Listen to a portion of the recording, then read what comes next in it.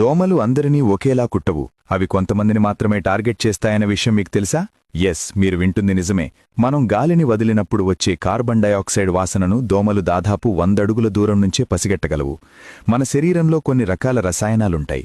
ముఖ్యంగా మన చెమటలో ఉండే లాక్టిక్ యాసిడ్, అమ్మోనియా మరియు యూరిక్ యాసిడ్ వాసనలంటే దోమలకు మహా ఇష్టం. ఎవరికైతే శరీర ఉష్ణోగ్రత ఎక్కువగా ఉంటుందో వారిని దోమలు ఎక్కువగా ఇష్టపడతాయి. పరిశోధనల ప్రకారం దోమలకు కొన్ని బ్లడ్ గ్రూపులంటే ఇష్టమని తేలింది.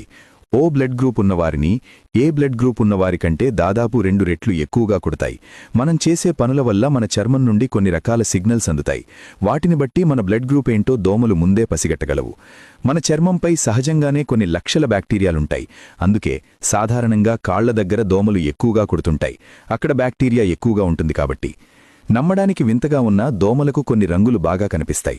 మీరు నలుపు, ముదురు నీలం లేదా ఎరుపు రంగు బట్టలు వేసుకున్నప్పుడు దోమలు మిమ్మల్ని సులభంగా గుర్తిస్తాయి. అన్ని దోమలు మనల్ని కుట్టవు. కేవలం ఆడదోమలు మాత్రమే మనల్ని కుడతాయి.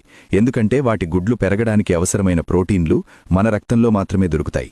మీది ఏ బ్లడ్ గ్రూపు అని కామెంట్ చేయండి. అలాగే